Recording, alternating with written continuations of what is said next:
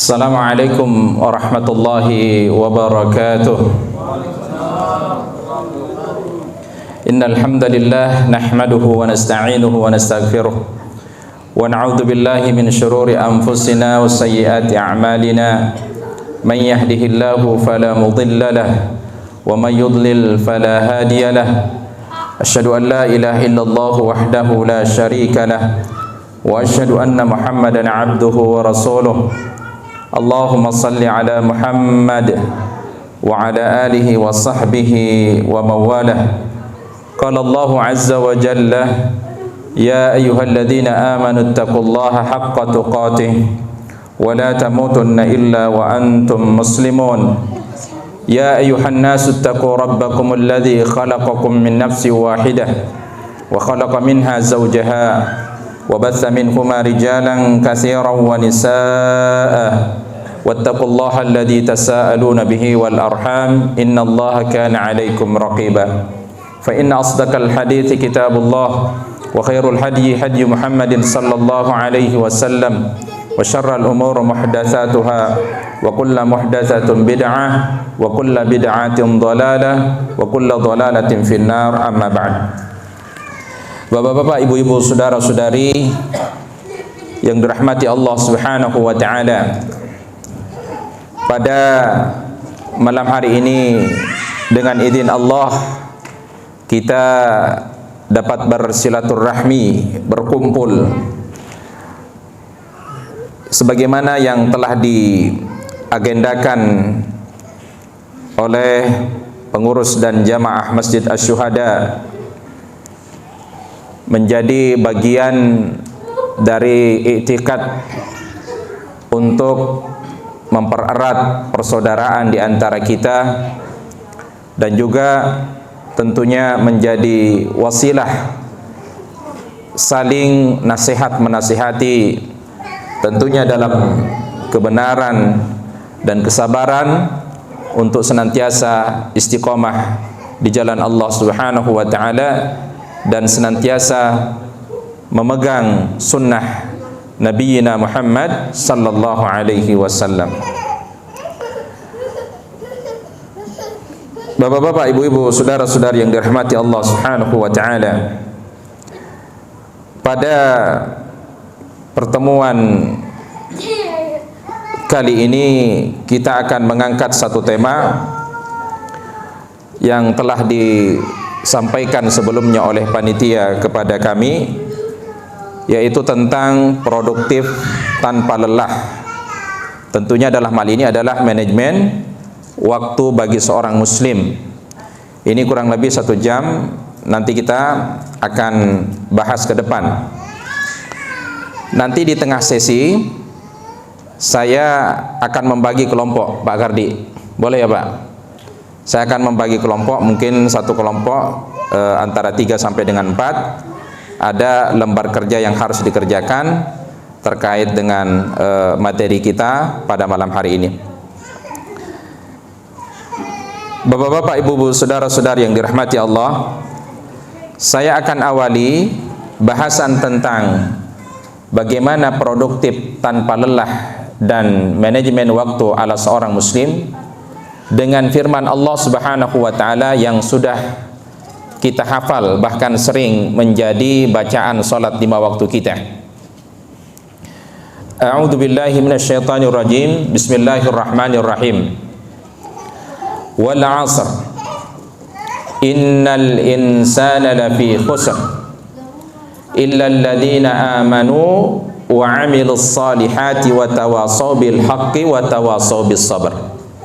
Saya mulai dari ayat ini karena ayat inilah yang menjadi barometer kita dalam memanage waktu. Bukan cuma sekedar manage waktu, tapi produktif. Ya, produktif juga dimulai dari ayat ini. Kita perhatikan ayat ini. Allah Subhanahu wa taala mengawali dengan sumpah, qasam. Demi masa, demi waktu. Ketika Allah Subhanahu wa taala bersumpah dengan sesuatu yang menjadi ciptaannya, itu berarti bahwasanya kita diperintahkan untuk memperhatikannya. Kemudian di dalam ayat ini Allah tabaraka wa ta'ala mengatakan bahwasanya semua manusia itu dalam keadaan rugi. Kenapa dikatakan rugi? Dalam tafsir Ibnu Katsir dikatakan bahwasanya kembali kepada ayat pertama. Karena manusia itu tidak dapat memanfaatkan waktu yang telah diberikan oleh Allah, maka dikatakan sebagai orang yang merugi. Juga dalam tafsir At-Tabari disebutkan bahwa yang dimaksud merugi di situ adalah mereka yang lalai dari perintah Allah Subhanahu wa taala. Jadi kerugian bagi manusia. Kemudian dikecualikan oleh Allah kecuali orang-orang yang beriman dan beramal saleh. Karena orang beriman dan beramal saleh itu yang memperhatikan waktu. Kalau kita ingin menjadi muslim yang produktif, salah satu indikatornya apa? Memperhatikan waktu, manajemen waktu. Ini nanti yang akan kita bawa kepada pekerjaan kita. Dalam sholat 5 waktu, Allah Subhanahu wa ta'ala mengatakan di dalam Al-Quran, inna salata kanat 'alal mu'minina kitaban mawquta, yang Allah tetapkan waktu-waktunya, dengan harapan sholat itu kemudian mempengaruhi kehidupan kita dalam bekerja. Sehingga kita tidak lagi mendengar ada yang terlambat hadir bekerja. Ya. Kenapa? Karena hasil dari ibadah sholatnya itu terbawa kepada kesehariannya. Wa tawasaw bil haqqi wa tawasaw bis sabr.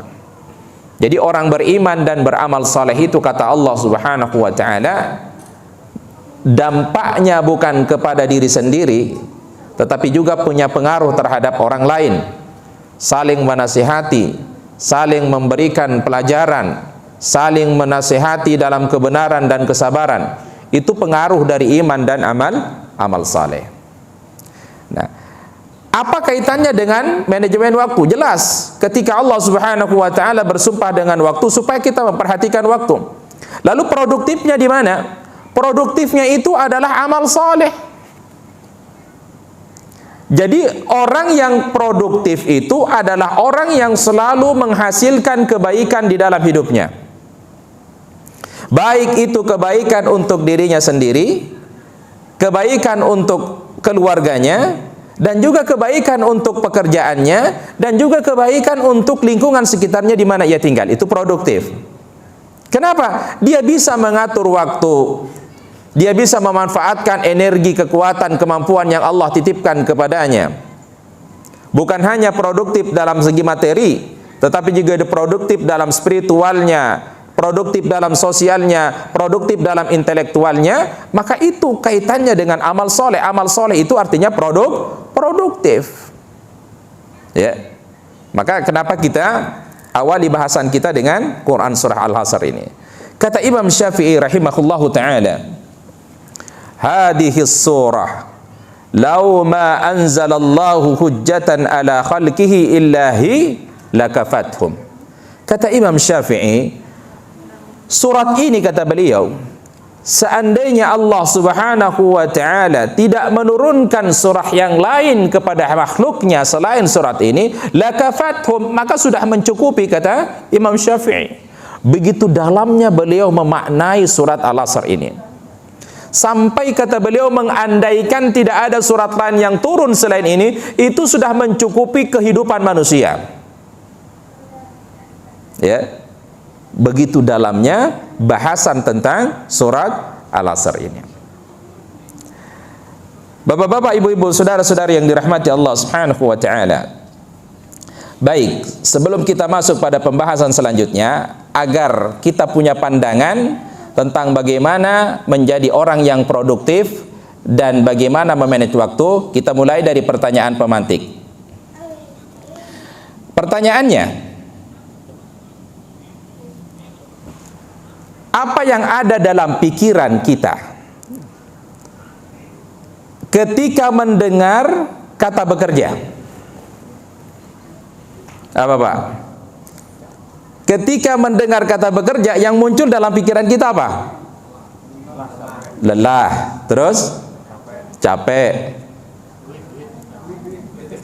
terus tweet, bolehlah. Apa lagi? Pusing. Apa lagi? Malas. Lelah, capek, pusing, malas, tweet itu bahasa negatif atau positif? Negatif apa positif? Lalu ketika kita mendengar kata bekerja, yang ada dalam pikiran kita, pekerjaan itu negatif. Yang ada ketika misalkan kita mendengar bekerja, pusing, capek, males, ya. Karena terlintas langsung dalam pikiran kita ketika disuruh bekerja. Maka kondisi awal itulah yang kemudian membawa kita ke sana. Kalau kita jawabannya malas, pusing, ketika muncul pekerjaan itu yang ada itu. Ya, itu yang pertama. Pertanyaan kedua. Pekerjaan seperti apakah yang tidak menimbulkan kecapean dan kelelahan? Tadi jawabannya capek, lelah, betul. Sekarang pertanyaannya, ada enggak kerjaan yang tidak capek dan enggak lelah? Apa? Bu, ada Bu? Ya? Apa? Ada enggak pekerjaan yang enggak capek dan enggak lelah? Tidur. Subhanallah. Bu, tidur kelamaan juga capek. Coba bangun, yang capek apa? Badannya. Apa Pak, Bu? Pekerjaan yang enggak capek dan enggak lelah? Ada enggak? Ya. Ustadz, saya mau kerjaannya kipas-kipas saja Ustadz, terus datang duit. Ada enggak? Ada. Siapa? Tukang sate, betul. Ya. Apa? Kerjaan yang enggak capek dan enggak lelah? Enggak ada. Karena itulah resiko bekerja. Ibu rumah tangga justru yang paling capek, ya Bu? Waduh, kenceng suaranya. Pakai banget. Ini kesempatan saya ini, kata ibunya ya, agar ayahnya, abiknya dengar nih, ya. Capek ngurus rumah tangga. Kalau bapak punya jam kerja dari jam 8 sampai jam 5, ibu ada jam kerjanya enggak? Enggak ada. Lebih capek siapa? Lebih capek siapa? Ibu. Yang tadi bawa mobil ke sini, ibu apa bapak? Bapak. Terus turun dari mobil, yang bilang capek siapa? Ibu. Ya. Suami bawa mobil 2 jam, 3 jam, macet, ya. Pusing. Ibu tidur, anak-anak tidur, ninggalin suami. Ya. Sebelum ibu tidur, nitip dulu sama suami. Bi, jangan tidur ya. Iya, kalau habis tidur ya. Pokoknya fokus saja. Pas nyampe di tempat ini, turun. Capek ya, Bi? Ya. Jadi tidak ada pekerjaan yang tidak menimbulkan kelelahan dan kecapean. Akan ada. Bapak Ibu akan menemukan ada pekerjaan yang tidak menimbulkan kecapean dan kelelahan. Nanti di akhir pembahasan ini kita bisa menyimpulkan, oh ternyata itu pekerjaannya. Baik, ini audionya ada nggak ya? Saya akan putarkan satu video. Sebentar.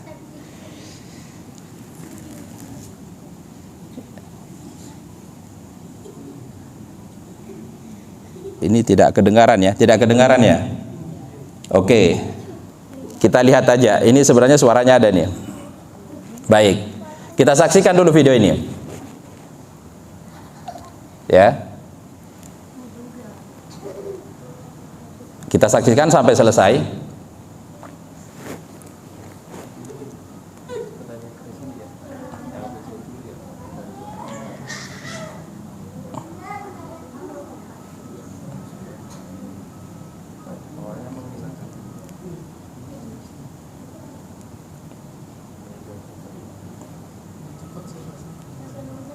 Oke, sudah selesai.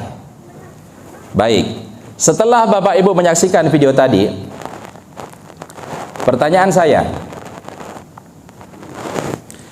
menurut Bapak Ibu dari tayangan video yang tadi kita saksikan, apakah keduanya sudah menunjukkan bahwa keduanya sedang bekerja? Sedang bekerja? Betul. Keduanya sedang bekerja. Sepakat ya? Nggak ada yang bilang nggak bekerja kan? Keduanya melalui pekerjaan. Pertanyaan kedua, siapakah di antara keduanya yang menunjukkan satu pekerjaan yang produktif? Yang mana? Yang pakai baju putih atau hitam? Pakai baju? Sepakat. Itulah kerja produktif. Jadi kerja produktif itu adalah lelah di awal, menyenangkan di belakang. Itu produktif. Bisa dipahami, Bapak Ibu? Kalau kita sepakat bahwa yang produktif itu adalah yang pakai baju putih, lelah di awal, dia akan kerja keras, dia akan sungguh-sungguh, dia akan ikhlas, tapi pada akhirnya yang datang adalah kesenangan, kebahagiaan, tidak lagi capek, tidak lagi lelah, pulang kerja nggak lagi mukanya cemberut, ya, apalagi kalau buka meja nggak ada makanan, ya. Maka orang yang kerja produktif itu ketika buka meja nggak ada makanan, langsung datangi istrinya, "Mi, hari ini lupa ya masak ya." Dibilang lupa. Ya. Nah, Bapak-bapak, Ibu, saudara-saudari yang dirahmati Allah Subhanahu wa taala. Lalu apa itu bekerja? Karena kita semua tahu bahwa makhluk manusia ini adalah makhluk pekerja. Kita ditakdirkan oleh Allah Subhanahu wa taala untuk bekerja. Bahkan kita diperintahkan untuk bekerja seperti pekerjaan nabi-nabi Allah, Nabi Daud.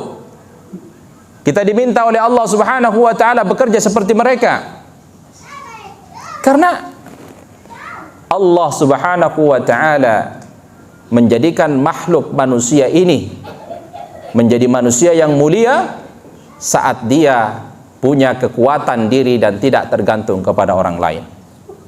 Hadis riwayat Imam Al-Bukhari dan Imam Muslim, kata Rasulullah, seorang laki-laki yang pergi ke hutan mencari kayu bakar, kemudian dia pikul di punggungnya, dia jual ke pasar, kemudian hasilnya ia makan dan untuk keluarganya, lebih baik daripada seseorang yang mengedahkan tangannya meminta-minta kepada orang lain. Maka pantang bagi seorang muslim untuk mengadahkan tangannya dan meminta kepada orang lain. Apapun alasannya, selama kita masih bisa berusaha, maka jangan pernah kita mengeluarkan kata-kata minta dan mohon kepada orang lain. Apalagi sampai kita dengan sengaja memberitahukan kondisi keadaan kita yang kurang kepada teman-teman kita melalui grup WhatsApp, ya. Assalamualaikum akhi, ya, ana hari ini tidak masuk karena sakit, belum ada uang untuk berobat, ya. Di-share di grup. Anak-anak hari ini tidak masuk sekolah karena belum bayar SPP, jadi anak belum masuk kerja. Cukup antum yang tahu, ngeluh kepada Allah. Antum minta sama Allah. Ibu dukung suaminya. Dukung suaminya untuk mengadu kepada Allah, bukan mengadu kepada manusia. Insya Allah Allah Subhanahu wa ta'ala akan berikan jalan yang terbaik ketika hamba mengadu kepada Allah Subhanahu wa ta'ala. Maka ketika tadi mendengar kata bekerja, yang tadi saya tanyakan apa bekerja, setiap pikiran kita berbeda-beda ketika mendengar kata bekerja. Yang tadi ada yang bilang capek, ada yang bilang lelah, ya. Ada juga bahkan ketika ditanya tentang pekerjaan dia akan tersenyum, dia akan semangat, karena baginya ya pekerjaan itu selain bagaimana ia sebagai tanggung jawabnya, juga dia anggap pekerjaan itu sebagai ibadah kepada Allah Subhanahu wa ta'ala. Maka Allah Subhanahu wa ta'ala berfirman dalam Quran surat Taubah ayat 105, mengingatkan kita bahwasanya perintah bekerja itu adalah perintah dari Allah Subhanahu wa ta'ala wa qul i'malu fasayarallahu 'amalakum wa rasuluhu wal mu'minun, dan katakanlah, bekerjalah kalian, maka Allah Subhanahu wa taala akan melihat pekerjaan kalian. Rasulnya Nabi Muhammad sallallahu alaihi wasallam dan orang-orang mukmin akan menyaksikan pekerjaan kalian. Allah Subhanahu wa taala tidak akan diam ketika seorang hamba berusaha untuk bekerja, berangkat pagi, bahkan padang pulang malam, bahkan dia tidak pulang karena lembur. Allah Subhanahu wa taala yang akan melihat pekerjaan kita. Ibu di rumah itu adalah bekerja, ya, mengurus rumah tangga, anak-anak, pekerjaan-pekerjaan lain rumah tangga itu juga adalah bekerja. Maka Allah Subhanahu wa taala akan melihat pekerjaan, sejauh mana pekerjaan itu berdampak pada kehidupan kita menjadi lebih baik. Maka jamaah yang dirahmati Allah Subhanahu wa taala, pertanyaannya adalah, bahagia atau tidak enggak kita saat bekerja? Jangan-jangan saya bekerja selama ini hanya karena terpaksa, atau saya bekerja ini karena saya malu. Malu dikatakan tidak bekerja, malu dikatakan menganggur, sementara orang-orang di sekitar rumah saya semuanya pada bekerja, maka saya harus bekerja. Maka pertanyaan bahagia atau tidak saat bekerja itu dilihat dari kondisi kita. Kalau pagi-pagi kita sudah semangat berangkat bekerja, ya, tidak ada kata terlambat, semangat, maka itu kembali kebahagiaan kepada kita. Tapi kalau pagi-pagi sudah dimulai dengan kemalasan, habis sholat subuh maunya tidur lagi, ya, itu juga bertanda bahwa di dalam diri kita bekerja ini tidak bahagia. Pekerjaan kalau tidak diiringi dengan kebahagiaan, Pak Bu, maka akan menjadi sebuah beban bagi kita. Yang ada kita akan asal-asal kerjaan aja. Jemaah yang dirahmati Allah Subhanahu wa taala, maka yang kita rasakan terhadap pekerjaan saat ini itu sangat mempengaruhi terhadap kebahagiaan kita. Kenapa? Karena 50% bahkan lebih daripada itu hidup kita ini diisi dengan apa, Pak? Bekerja. Kita lebih banyak waktunya di rumah apa di pekerjaan?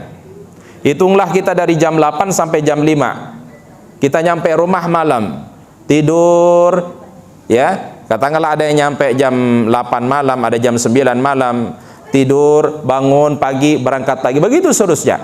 Maka kurang lebih 50% hidup kita ada pada bekerja. Kalau nggak bahagia, berarti 50% hidup kita tidak ada kebahagiaan. Penuh dengan tekanan, apalagi atasan kita yang terus menekan kita harus mencapai target, ya, penjualan bulan ini harus tercapai, penjualan tahun ini harus tercapai, ya. Maka sekali lagi, saat kita bekerja dituntut untuk senang, dituntut untuk bahagia. Karena inilah yang menjadi modal kita, semangat untuk bekerja.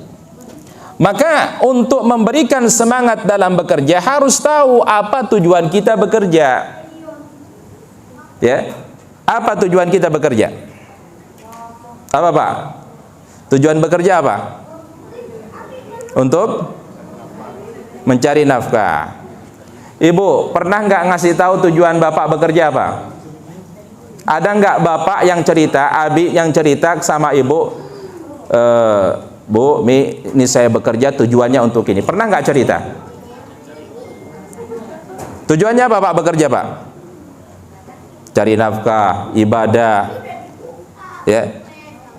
Kalau nggak bekerja, ibu masih terima nggak? Nih, kalau suami ibu nggak bekerja masih terima nggak? Ya? Karena apa dulu dia nggak bekerja? Ya memang karena dia nggak mau, Bu. Cari yang lain. Pak, ini ibunya ngomong ya, cari yang lain katanya. Kalau betul, kalau ayahnya tidak bertanggung jawab, salah satunya itu alasan bolehnya seorang ibu meminta cerai kepada suaminya kalau seorang bapak suami tidak bertanggung jawab. Tetapi ini kan suami-suami tanggung jawab semua ini, Bu, di sini ya. Ya, tuh lihat tuh muka-muka soleh semua, suami-suami soleh yang penuh tanggung jawab. Maka ketika bicara tujuan Anda bekerja, kalau pekerjaan itu hanya cari makan, Ustaz, saya mah tujuannya kerja supaya cari makan aja lah, jujur. Kalau saya nggak kerja, saya nggak makan, anak saya nggak makan, istri saya nggak makan. Kalau itu tujuan kita bekerja hanya cari makan, jamaah, maka kita akan penuh dengan tekanan. Bahkan itu menjadi beban bagi kita.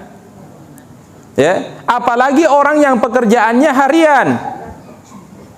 Orang yang pekerjaannya harian, ketika tujuannya mencari makan, maka dia upayakan hari itu harus dapat uang supaya bisa makan. Kalau enggak, itu akan menjadi beban bagi dia. Dia akan pikirkan, nanti anak istri saya malam ini mau makan apa kalau saya tidak dapat hari ini. Kenapa? Tujuannya hanya cari makan. Atau yang kedua, dia bekerja hanya dengan sepenuh hati. Dia tidak memikirkan mau cari makan, mau cari uang. Yang ada dalam pikirannya adalah bagaimana saya bekerja dengan sepenuh hati, menguras energi saya, merasa ada kepuasan tersendiri dari saya, maka dia akan enjoy bekerja. Karena pada hakikatnya pekerjaan apapun yang kita geluti, intinya tidak hanya asal bekerja. Ya. Intinya tidak hanya asal bekerja, tapi bagaimana menjadikan pekerjaan itu sebuah ibadah kepada Allah Subhanahu wa ta'ala. Jadi kalau tujuannya ibadah kepada Allah, Allah akan meringankan langkah kita. Kata Rasulullah sallallahu alaihi wasallam, "Man hamma dunya, man kanatid dunya hammahu." Siapa yang niatnya untuk dunia, dia bangun kerja niatnya untuk dunia, supaya beli rumah, supaya banyak tabungan, supaya jalan-jalan, niatnya dunia. Ya. Farraqallahu amrahu, Allah akan cerai-beraikan urusannya. Wa ja'ala faqrahu baina ainihi, Allah jadikan fakir di depan matanya. Meskipun di depan rumahnya, di garasinya berjajar mobil-mobil Toyota, ya, dia akan merasa dirinya bahwa saya tidak punya apa-apa. Kenapa? Allah jadikan fakir di depan matanya. Tetapi orang-orang yang niyatuhul akhirah, niatnya adalah akhirah, jama'allahu samla amrahu, Allah kumpulkan semua urusannya. Dan Allah waja'ala ginahu fi qalbihi, Allah menjadikan kaya di dalam hatinya. Walam watatku minad dunya wa hiya raghimah, dan dunia datang kepadanya dalam keadaan hina. Itu orang yang niatnya bekerja untuk apa? Akhirat. Maka saya ingin produktif dalam bekerja tapi tanpa lelah. Nah, saya ingin produktif dalam bekerja tapi tanpa lelah. Saya nggak mau capek tapi saya produktif. Maka yang perlu kita lakukan jamaah dirahmati Allah Subhanahu wa ta'ala, yang pertama adalah niatkan ikhlas dalam bekerja karena Allah. Ini kunci pertama produktif tanpa lelah. Ikhlas kepada Allah Subhanahu wa ta'ala. Kalau kita awali dengan keikhlasan, maka kita bekerja ini penuh dengan kesungguhan. Bekerja ini penuh dengan keikhlasan. Bekerja ini dituntut untuk meningkatkan kompetensi kita. Semua akan kita kerjakan sesuai dengan kemampuan kita kalau kita bekerja dengan ikhlas. Ya. Dalam satu hadis dari Sa'ad bin Abi Waqqas, Nabi sallallahu alaihi wasallam bersabda, ya, innaka la tunfiku nafaqatan tabtaghi biha wajhullah. Sungguh tidaklah engkau menginfakkan nafkah dengan tujuan mengharapkan wajah Allah Subhanahu wa taala pada hari kiamat, illa ajarta 'alaiha hatta ma taj'alu fi amra'atik. Ketika ini kita lakukan bahwa tujuan kita mengharapkan wajah Allah Subhanahu wa taala, maka yang akan kita dapatkan adalah ganjaran. Yang kita dapatkan adalah pahala. Sampai makanan yang kita berikan kepada istri kita itu akan menjadi pahala bagi kita. Ketika kita ikhlas memberikan anak istri kita makanan, itu dicatat oleh Allah Subhanahu wa taala sebagai ganjaran pahala untuk kita. Maka Imam Al-Bukhari memasukkan hadis ini tentang setiap amalan tergantung kepada niatnya. Jika kita bekerja niatnya tadi untuk memberikan nafkah kepada anak istri kita, maka itu yang kita dapatkan. Jika kita bekerja niatnya untuk dunia, maka juga itu yang kita dapatkan. Nah, ini bicara tentang niat untuk bekerja. Maka produktivitas yang sejati di dalam Islam bukan hanya tentang seberapa banyak yang kita capai. Ya.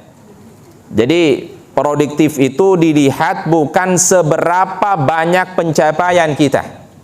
Kalau misalkan target ini penjualannya harus sekian ratus, ya, tetapi yang dilihat adalah bagaimana cara kita melakukan aktivitas itu.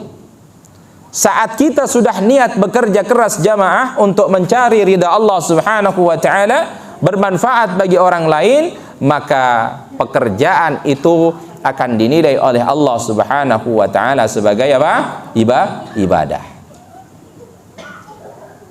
Yang kedua, produktif tanpa lelah itu jangan melihat pekerjaan hanya sekedar kewajiban, tapi lihatlah sebagai bentuk apa? Pelayanan. Nah, kembali kepada kita, apakah kita bekerja ini hanya sekedar kewajiban atau pelayanan?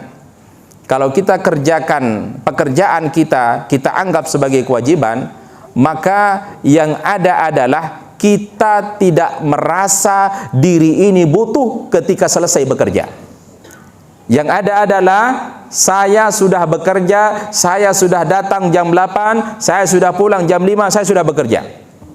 Tetapi kalau kita menjadikan pekerjaan kita ini sebagai pelayanan, maka yang muncul keikhlasan kepada Allah Subhanahu wa taala. Yang muncul adalah keridhaan kepada Allah Subhanahu wa taala. Yang diukur bukan pencapaian, tetapi yang diukur adalah aktivitas kita, semuanya bernilai ibadah kepada Allah Subhanahu wa taala. Maka kita perlu tahu bahwa saat kita lelah dalam bekerja, saat kita capek dalam bekerja, ingatlah apa?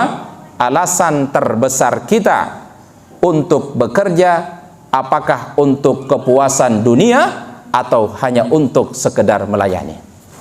Kalau pekerjaan kita niatkan untuk kepuasan dunia, maka capek, lelah, pusing itu tadi yang Bapak sebutkan itu akan muncul semua. Tetapi kalau niatkan pekerjaan itu untuk pelayanan, melayani, maka penyakit yang tadi disebutkan itu tidak akan pernah ada. Yang kita rasakan adalah bahagia dan senang ketika bekerja. Maka kita perlu membedakan antara pekerjaan dan pelayanan. Ini dua hal yang berbeda. Ini dua hal yang berbeda antara pekerjaan dan pelayanan. Nah, jemaah yang dirahmati Allah Subhanahu wa taala, saya akan sampaikan tentang pernyataan. Nanti Bapak Ibu bisa menjawab apakah itu pekerjaan atau pelayanan. Ya, saya akan sampaikan beberapa pernyataan, nanti silahkan dijawab apakah itu termasuk pekerjaan atau pelayanan. Ya, baik. Menentukan pernyataan apakah termasuk kategori pekerjaan atau pelayanan. Siapa duluan? Siapa duluan?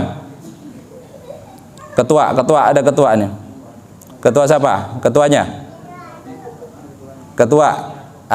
Atau Pak Kardi mau duluan, Pak? Oke. Pak Kardi pilih nomor mana, Pak? Ngacak boleh. Nanti Pak Kardi boleh nunjuk siapa ya Pak? Saya persilakan Bapak boleh nunjuk siapa-siapa. Pak Kardi milih nomor 1.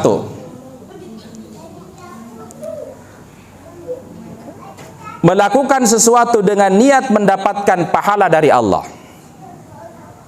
Melakukan sesuatu dengan niat mendapatkan pahala dari Allah. Pekerjaan apa pelayanan Pak?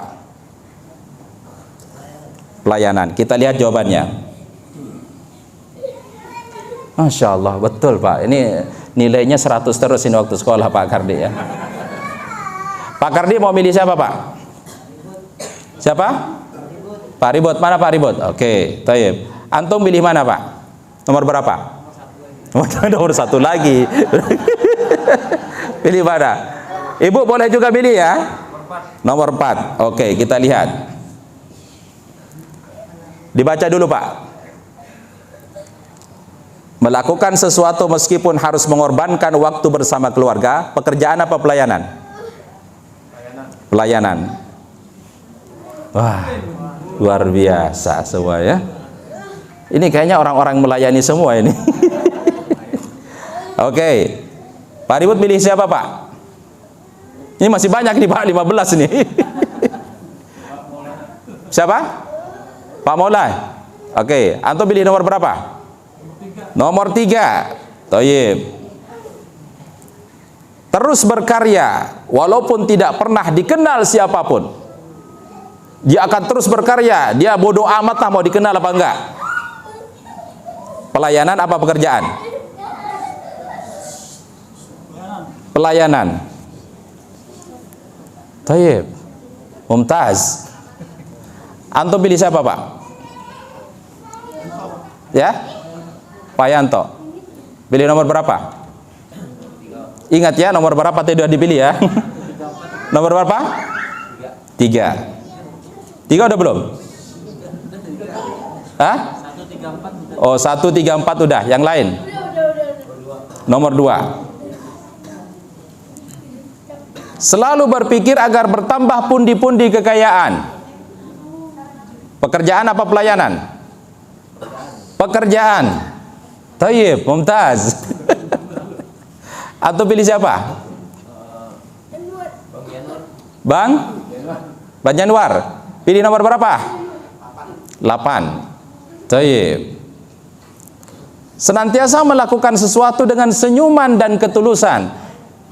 Nggak pernah mukanya cemberut, ketus, nggak ada.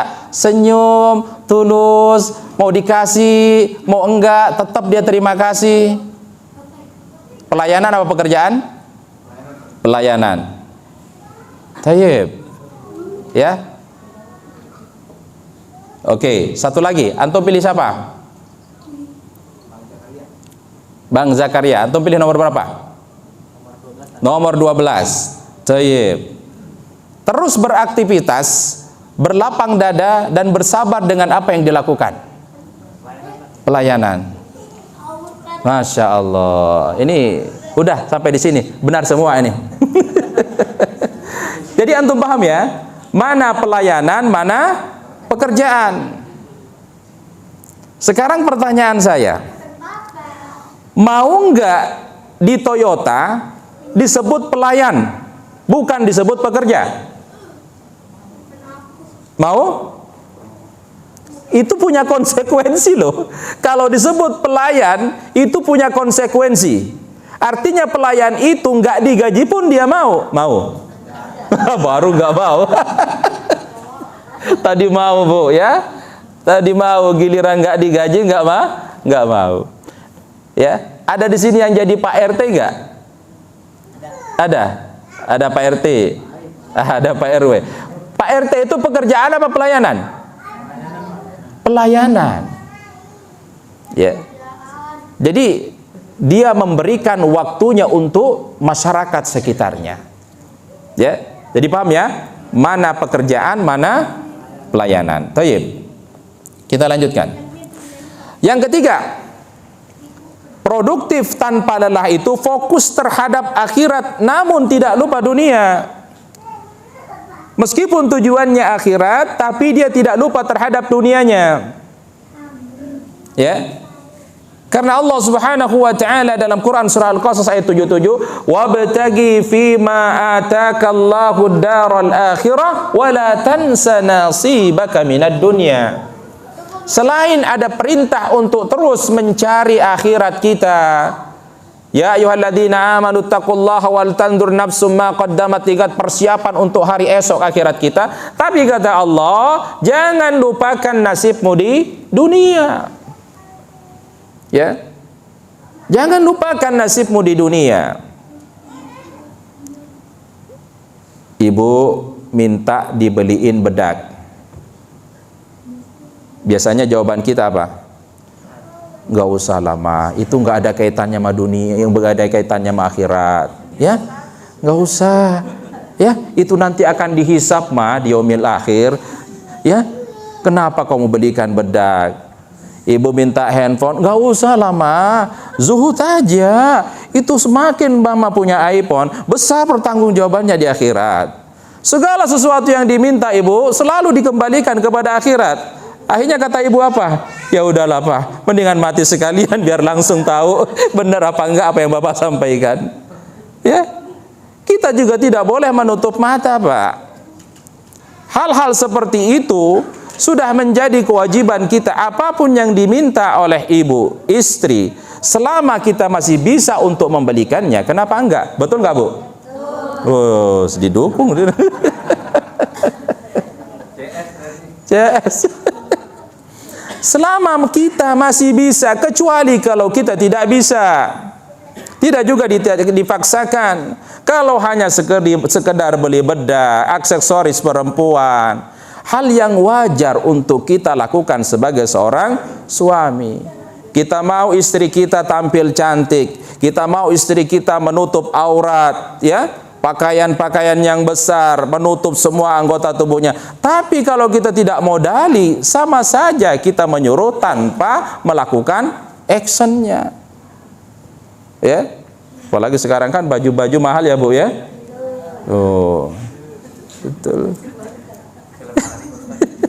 Nah, beda ceritanya kalau sudah beli hari ini, minggu depan mau beli lagi. Ah, itu perlu adanya apa? Rem sedikit. Remnya ada pada siapa? Suami, ya Bu. Nah, jemaah yang dirahmati Allah Subhanahu wa taala, maka seorang muslim yang produktif adalah mereka yang fokus melaksanakan kewajibannya.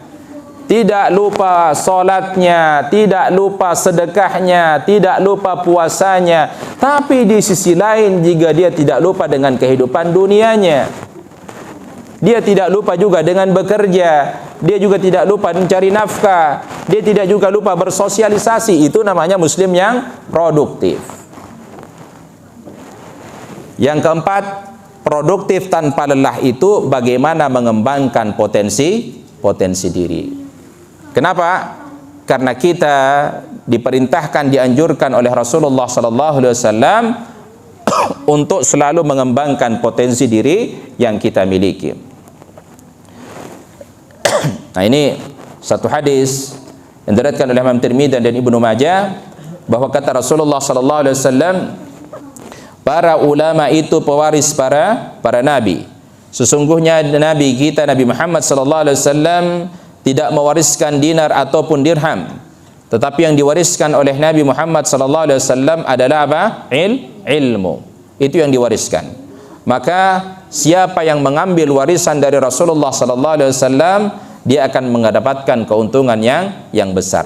Pengembangan potensi diri yang kita miliki itu harus kita ambil bagian dari peningkatan kompetensi yang kita miliki. Maka jemaah yang dirahmati Allah Subhanahu wa taala, ini penting harus kita ketahui. Yang kelima, menghindari kemalasan. Ya, menghindari kemalasan. Rasulullah sallallahu alaihi wasallam mengajarkan satu doa kepada kita, Allahumma inni a'udzubika minal hammi wal hazan wa a'udzubika minal ajzi wal kasal wa a'udzubika minal jubni wal bukhl wa a'udzubika min ghalabatid daini wa qahrir rijal. Ini doa yang diajarkan Rasulullah sallallahu alaihi wasallam kepada kita supaya kita berlindung kepada Allah dari keluh kesah, dari duka cita, berlindung kepada Allah dari sifat lemah, malas, berlindung kepada Allah dari pengecut, berlindung kepada Allah dari sifat kikir, dan berlindung kepada Allah dari banyaknya utang kita, serta berlindung kepada Allah dari kezaliman manusia. Nah, kemalasan inilah yang kemudian menjadi penghambat besar seseorang untuk menjadi sukses. Yang keenam, selalu bersyukur kepada Allah Subhanahu wa taala atas nikmat yang Allah taala berikan kepada kita. Ini produktif itu ada muaranya dengan rasa syukur kepada Allah. Kalau kita sering bersyukur kepada Allah, maka Allah Subhanahu wa taala akan menambah rezeki kita. Ingat kata Rasulullah sallallahu alaihi wasallam, "Unduru ila man huwa asfala minkum wa la tanduru ila man huwa fawqakum, fa huwa ajdaru an la tajdaru ni'matallahi alaikum." Lihatlah orang yang kondisinya berada di bawah kamu tentang dunia, dan jangan kamu lihat orang yang kondisinya di atas kamu, karena hal demikian tidaklah membuat kamu bersyukur atas nikmat Allah Subhanahu wa taala. Baik, ini saya akan tayangkan satu video tentang bagaimana kita bersyukur atas nikmat Allah. Ini suaranya tidak kedengaran ya. Ya, kita baca ini aja terjemahannya ya. Di sini ceritanya ada seorang yang menaiki kendaraan mobil. Mobilnya ini adalah mobil yang sangat mewah. Ya, kemudian dia melihat temannya membeli pesawat ya, jet, dan dia berharap ingin juga pesawat tersebut. Ya, padahal dia menaiki kendaraan mobil yang sangat mewah, tapi dia berharap punya pesawat seperti temannya. Tiba-tiba datanglah seseorang, ya, orang ini mengatakan dan bertanya, ya, nah, apakah ini mobil ini mobil impianku, mobil keluaran terbaru, yang saya sangat mengharapkan mobil ini tidak seperti mobil saya, katanya. Ya, nah, bahkan dia mengatakan mobilnya jelek. Dia berharap punya mobil seperti yang dinaiki oleh orang tersebut. Ya, baru dia sadar. Ya, baru dia sadar. Ternyata ada orang yang lebih kurang dibandingkan dia. Dia sudah punya mobil yang bagus. Ya, dia sudah punya mobil yang bagus. Ternyata ada orang yang punya standar di bawah dia mobilnya. Nah, ini logonya beda ya, bukan Toyota ya. Nah, dia marah-marah punya mobil seperti ini. Untung nggak Toyota, Pak. Ya, datanglah seseorang, kenapa mobilmu rusak? Tidak, ini cuma barang murah saja. Dia menganggap mobilnya apa? Murah, karena dia pingin mobil seperti tadi. Ya, akhirnya seseorang ini yang berkata kepadanya, kalau saya naik bis kemana-mana, kamu enak naik mobil. Maka setelah orang itu pergi, dia menjadi bersyukur kepada Allah. Dia saja naik bis kemana-mana, sementara saya sudah naik mobil. Ya, dia bersyukur setelah melihat orang itu. Yang tadi naik bis itu, kemudian dia lari, tapi dia tidak mendapati bis itu. Dia kejar terus sampai dia mengatakan kata-kata kotor ya. Ya, dia mengatakan benci naik bis. Kemudian ada lewat orang yang naik sepeda. Dia mengatakan, kenapa? Saya ketinggalan bis. Ya. Dia marah-marah. Coba aku punya mobil, aku tidak akan naik bis. Orang tadi mengatakan, kamu enak bisa naik bis, punya ongkosnya, sementara saya harus naik sepeda. Ya, itu yang dikatakan orang tadi. Lalu ia pun bersyukur, ternyata masih ada orang di bawah saya. Ya, lalu orang itu pergi yang tadi naik sepeda. Dia bertemu dengan seseorang, ya, yang dimana orang itu sedang lumpuh menggunakan kursi roda. Dia benci naik sepeda. Kenapa? Karena dia terlambat terus kalau bekerja. Ya. Dia bertemu dengan seseorang yang lumpuh harus menaiki kursi roda. Akhirnya setelah melihat orang itu, dia menjadi sadar bahwa saya beruntung, sementara masih banyak orang di bawah saya yang serba kekurangan. Intinya apa? lihatlah kondisinya orang berada di bawah. Alhamdulillah saya sudah punya mobil, ya. Meskipun saya lihat saudara saya masih mengenakan motor. Yang punya motor, alhamdulillah saya punya motor. Saudara saya masih naik sepeda. Yang naik sepeda bersyukur, alhamdulillah saudara saya kemana-mana jalan kaki. Yang jalan kaki bersyukur, alhamdulillah saudara saya sampai saat ini lumpuh, kena stroke, nggak bisa kemana-mana. Maka yang ada Bapak, bersyukur kepada Allah, ya. Tapi kalau melihat ke atas, ya Allah, sudah 20 tahun kerja di Toyota, masih aja Avanza ini pun Avanza tahun 2005, ya Allah, ya. Padahal tiap tahun Toyota ngeluarin yang terbaru, ya. Saya bekerja di Toyota, tapi saya masih pakai kendaraan butut ini, ya Allah. Karena dia melihat ke atas. Teman saya baru 10 tahun bekerja, sudah ganti Innova hybrid lagi, ya Allah. Ya. Lihatnya kemana? Ke atas. Ya. Itu yang akan terjadi. Yang ketiga, agar kita produktif tanpa lelah, memanfaatkan waktu dengan sebaik-baiknya, memanage waktu, karena waktu bagi seorang muslim itu adalah pedang. Jika dia tidak gunakan, maka dia akan menebas kita. 1 detik pun waktu berlalu itu tidak akan pernah kembali. Maka bagi seorang muslim begitu pentingnya waktu ini, karena inilah 2 nikmat yang sering dilupakan oleh kebanyakan manusia, yaitu kesehatan dan nikmat waktu luang. Ya. Maka jangan sampai kita mempergunakan waktu kita dengan hal yang sia-sia, tidak ada manfaatnya. Seharian mumpung lagi libur hari Sabtu, kerjaannya di kamar, nggak keluar, megang handphone, scroll TikTok, YouTube, ya. Kalau nggak dikedor pintu, nggak mau keluarnya cuma lagi makan, habis makan masuk lagi ngumpet, ya. Keluar lagi maghrib makan, masuk lagi, begitu seterusnya, ya. Inilah yang terjadi pada diri kita. Maka jemaah yang dirahmati Allah Subhanahu wa taala, di antara kebaikan Islam seseorang itu, min husnil islami mar'i tarkuhu ma la ya'nihi, meninggalkan segala sesuatu yang tidak ada manfaat baginya. Maka Syekh Muhammad bin Shalih Al-Utsaimin rahimahullahu taala mengatakan, bagi seorang penuntut ilmu, kata beliau, kadang terbuang sia-sia waktunya dikarenakan apa? Enggan mengulang dan memurajaah apa yang telah ia baca dan pelajari. Ini kebanyakan penyakit kita, kalau sudah belajar dapat di sini ilmunya, lupa untuk diulang. Apalagi yang sudah punya hafalan, ya. Ya, hafalan itu kalau nggak dimurajaah, maka dia akan apa? Hilang. Maka yang terjadi apa? Kalau lagi sholat, ya trikul itu terus yang dibaca, karena itu yang ingat terus. Maghrib, kulhu, isya, kul a'udzu birabbin nas, subuh, kul a'udzu birabbil falak, itu aja terus, ya. Tanpa murajaah, maka itu akan menjadi lupa. Maka kita tidak boleh punya kebiasaan menunda-nunda pekerjaan.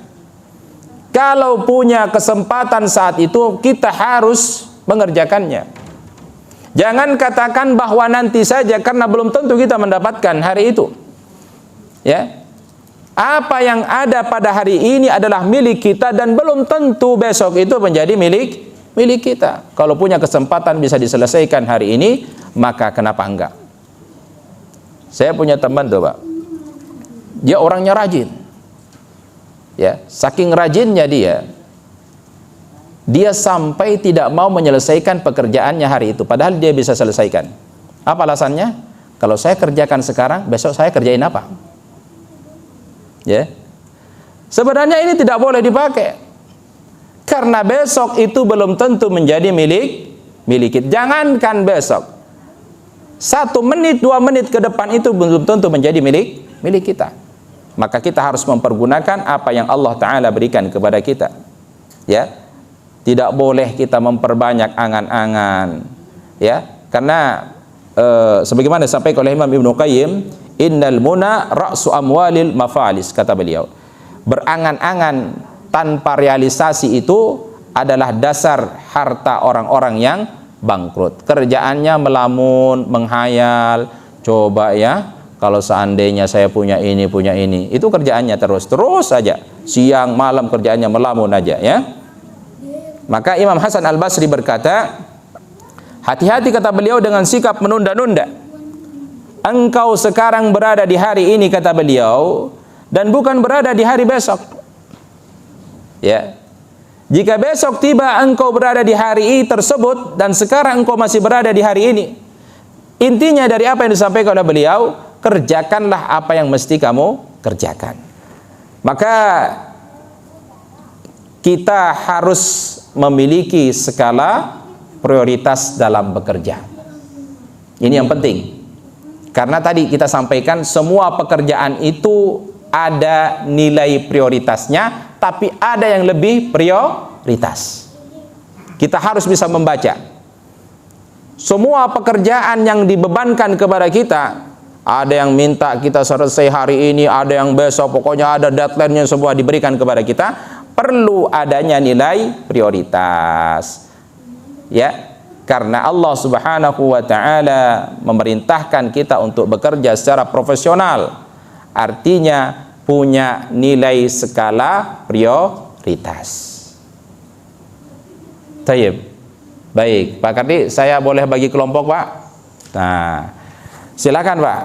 Satu kelompok 4 orang. Ibu boleh satu kelompok 4 orang, Bu? Boleh, silakan. Cari siapa aja. Nah, satu kelompok 4 orang.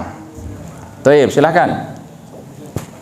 Nah, ini saya kasih lembar kerja kelompoknya. Satu kelompok 4 orang. Tayyib. Ya. Satu kelompok 4 orang. Masing-masing megang pulpen? Pegang. Tayyib. Perintahnya adalah, nah, kita akan sampaikan dulu. Ini dia. Tapi nggak kebaca ya. Nanti dibaca di sini. Kita diminta untuk menilai pernyataan-pernyataan ini, apakah mana yang harus kita skala prioritaskan. Ya, mana yang harus diprioritaskan.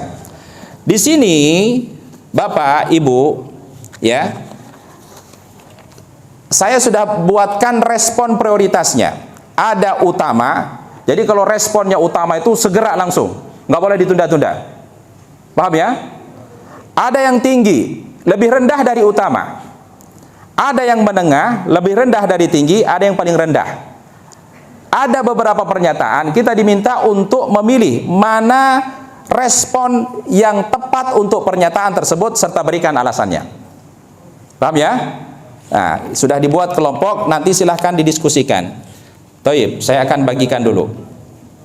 Ya, di situ ada cerita, dibaca dulu ceritanya.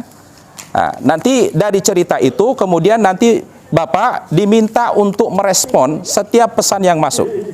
Ya, ada lagi? Taib, silahkan. Nah, ibu-ibu boleh dibagi, mana ibu-ibu? Pak Kardi boleh dibantu, Pak? Taib. Silakan antum baca dulu, ya. Narasinya, ceritanya. Ya, ceritanya saya akan bacakan, silahkan dilihat. PT Komalasari Jaya, nah, yang terletak di kawasan industri Cibitung, Jawa Barat, saat ini membuka lowongan bagi para karyawan untuk mengisi kekosongan posisi sebagai manajer. Nah, Pak Anto yang memiliki pengalaman kerja kurang lebih 10 tahun di perusahaan tersebut terpilih untuk mengisi posisi sebagai manajer. Dia terpilih. Pada hari pertama bekerja, Pak Anto memperkenalkan diri kepada karyawan yang akan nanti bekerja bersama dengan Pak Anto. Dia perkenalkan dirinya baik sebagai atasannya maupun sebagai bawahannya. Di hari pertama bekerja, Pak Anto sudah menerima beberapa instruksi kerja yang ada di meja kerjanya. Dan juga sudah ada beberapa email yang masuk untuk segera direspon. Di sisi lain, Pak Anto juga mendapatkan beberapa ucapan selamat dan pemberian apresiasi atas jabatan barunya melalui WhatsApp, baik yang jalur pribadi maupun melalui grup WhatsApp. Nah, maka kelompok Anda diminta membantu Pak Anto untuk merespon setiap pesan, instruksi, ataupun pernyataan yang ada berdasarkan skala prioritas dan manajemen waktu yang tepat. Nah, silakan dibaca, dibuat 4-5 kelompok, pelajari dulu, baca, diminta untuk merespon. Respon instruksi dibagi menjadi 4, utama, artinya segera ditangani, prioritas tinggi ditangani pada hari itu juga, prioritas menengah ditangani dalam 1-2 hari ke depan, prioritas rendah ditangani jika ada waktu luang. Nah, silahkan Pak, dibaca Pak dulu. Waktunya berapa menit nih? 1 jam. Kelar semua Pak. Waktunya 15 menit. Ya, maksimal 15 menit. Silahkan. Ya. Nah, di situ ada pernyataan. Ibu silahkan juga ikut ya. Dibaca dulu. Diminta untuk memberikan respon. Kemudian apa alasannya? Nah, silahkan diskusi dulu. Nah, ini kaitannya dengan apa? Skala prioritas pekerjaan yang kita pilih.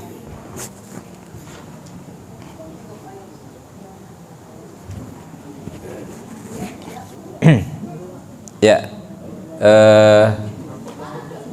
Mang minta tolong dikumpulkan semua. Ya. Pengawas ujian sudah selesai, bel sudah berbunyi, sudah selesai. Ya. Baik.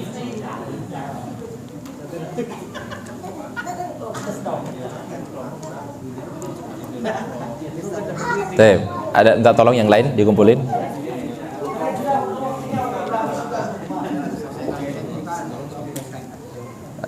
Syukran.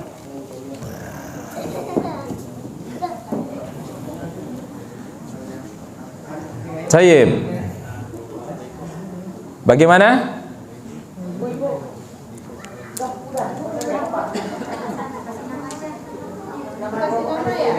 Ya, silakan dikasih nama, Bu. Ya.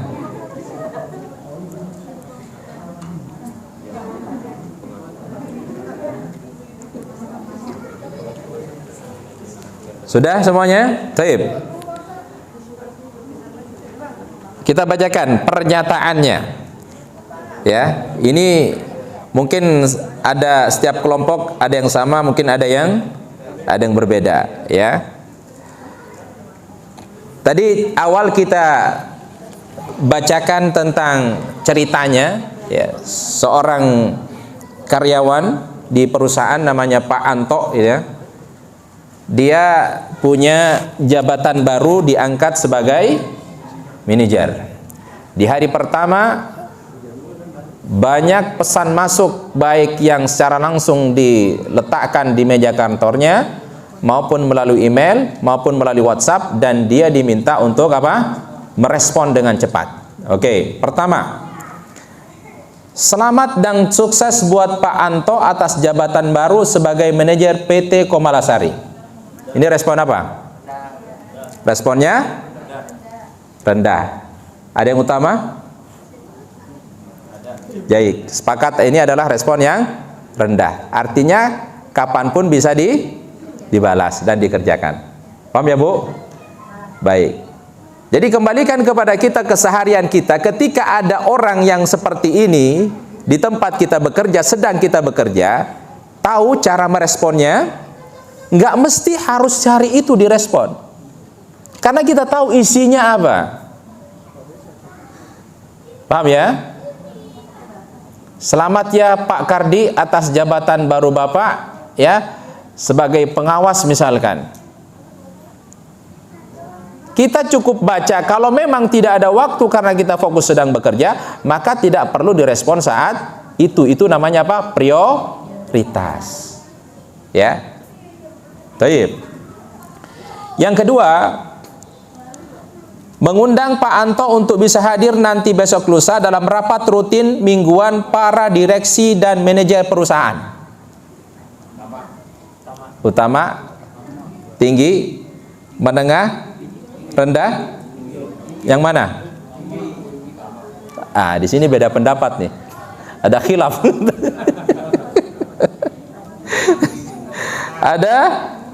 Ada khilaf.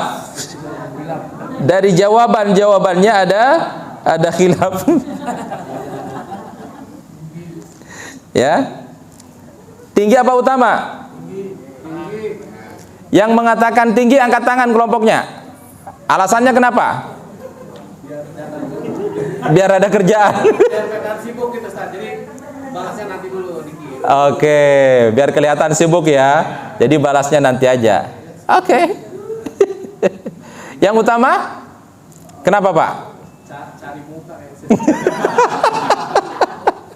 Kenapa utama? Karena itu kan dihadiri para direksi. Betul. Jadi harus segera gitu ya. Oke. Ada yang jawabannya rendah? Menengah. Kenapa menengah? Oke. Baik, betul. Perhatikan dari setiap pernyataannya tentang waktunya. Durasi waktunya. Kalau dia dalam pernyataan ini mengundang Bapak bisa hadir nanti besok lusa, berarti di sini ada jeda waktu untuk kita merespon. Ya. Jadi harus diperhatikan juga waktunya. Taib. Ana sepakat ini bagian dari menengah. Taib. Takut lupa. Jadi tetap hari itu harus. Baik, oke lah. Ini kelompok yang semangat bekerja ini ya. Ya, cocok ya. Baik. Pelayanan, oke. Jadi lebih banyak kepada pelayanan daripada pekerjaan, ya. Besok-besok kalau suruh lembur aja Pak, tapi nggak dibayar. Pelayanan. Nggak mau kata ibunya. Taib. Yang ketiga, Pak Anto, saat ini sedang terjadi krisis hubungan industrial. Beberapa karyawan memundurkan diri dengan alasan minta kenaikan gaji yang tidak direspon. Sepakat utama? Ada yang rendah? Langsung dipecat nih. Jadi ini utama Pak, bahaya. Karyawan pada mundurin diri, Bapak santai-santai aja. Alah mah gampang. Ya. Kalau Bapak sebagai manajer seperti itu dia kasih tahu, jangan bilang, "Oh, saya nggak tahu." Jangan. Ya. Oke, sepakat utama. Nomor 4. Laporan dari bawahan bahwa telah terjadi kegagalan sistem produksi utama dan juga pemadaman listrik di tempat produksi utama sehingga terjadi masalah logistik yang menghentikan pengiriman produk. Utama? Hah? Ada yang tinggi? Ada yang menengah? Baik, sepakat utama? Betul. Ya. Kemudian yang kelima, laporan tentang kegagalan pembayaran gaji karyawan, masalah perbankan yang mengancam keuangan perusahaan. Utama, yang harus diselesaikan saat itu juga.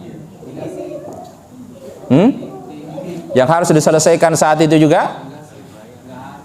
Ya. Jadi gaji karyawan yang dibayar ya itu terkendala karena ada masalah dalam apa tadi perbankan.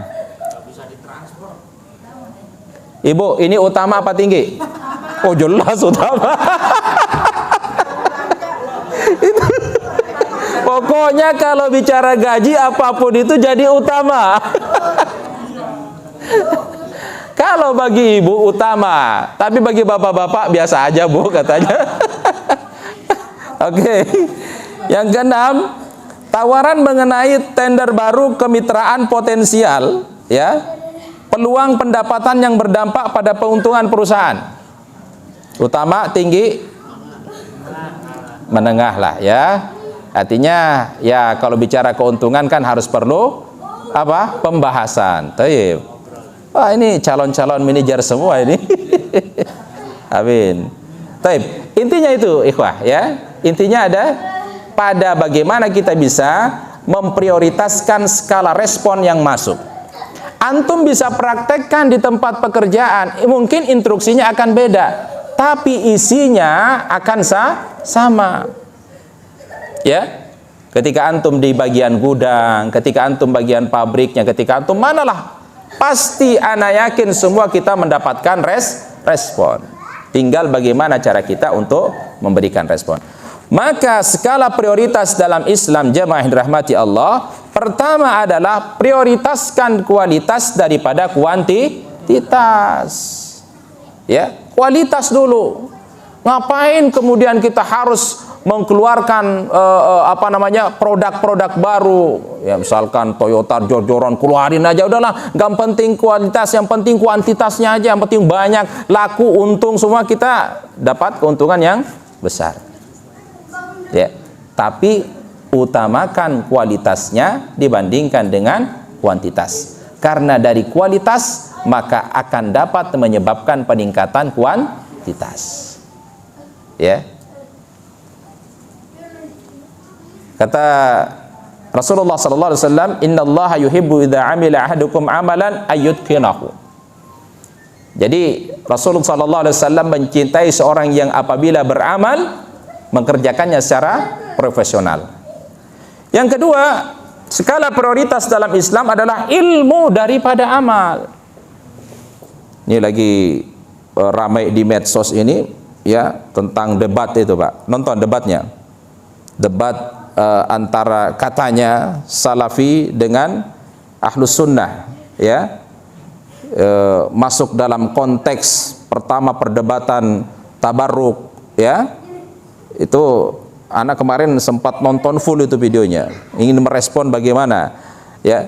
Jadi kita umatnya Nabi Muhammad sallallahu alaihi wasallam ini dituntut ilmu dulu baru amal.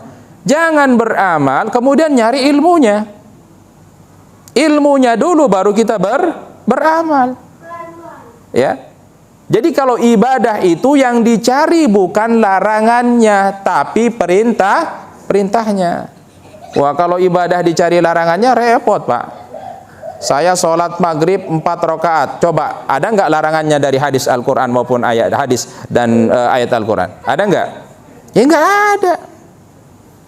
Ya, saya sholat subuh 7 rakaat. Ada larangannya? Nggak ada. Jadi kalau ibadah itu bukan mencari larangan, tapi mencari perintah. Nah, itu. Jadi kita harus ilmu dulu daripada amal. Kata Umar bin Abdul Aziz rahimahullahu taala, "Man 'abadallahu bighairi ilm kana ma yufsidu aktsara mimma yusli." Siapa yang menyembah Allah tanpa ilmu, bukan lebih mendekatkan dia kepada Allah, tapi bikin rusak. Malah jauh dari Allah. Kenapa? Karena dia ibadah tanpa ilmu. Yang ketiga adalah prioritas konsisten daripada banyak tapi jarang. Ya, setiap hari 1 halaman baca Quran, itu lebih dicintai daripada 1 hari 5 halaman, nanti sebulan kemudian 5 halaman lagi. Ya, itu parah ya, Bu, ya. Parah itu. Jadi ini amalan yang dicintai. Ahabbul a'mali ilallah ta'ala adwamuha wa in qalla. Amalan yang dicintai oleh Allah Subhanahu wa taala sedikit tapi konsisten. Nah, inilah skala prioritas dalam Islam. 1, kualitas daripada kuantitas. 2, ilmu daripada amal. 3, konsisten daripada banyak tapi jarang. Kalau kita terapkan dalam kehidupan kita sehari-hari, baik keluarga tempat kita bekerja, maka pekerjaan itu bukan lagi terasa capek, lelah, malas, pusing, tapi yang ada adalah kita senang dan bahagia karena kita bisa produktif tanpa lelah. Inilah kuncinya. Tapi ada yang mau disampaikan? Mau ditanyakan? Alhamdulillah kalau nggak ada, ya. Karena mata kita juga terbatas, sudah beda ini. Apalagi kondisi ruangan yang cukup dingin, ya, menambah suasana mata kita semakin ingin mengedip-ngedip, berarti tandanya kita ngantuk. Taib, jamaah rahmati Allah. Jika tidak ada yang ditanyakan, kita tutup bahasan kita pada malam hari ini dengan membaca doa kafaratul majlis. Subhanakallahumma wa bihamdika asyhadu an la ilaha illa anta astaghfiruka wa atubu ilaik. Assalamualaikum warahmatullahi wabarakatuh.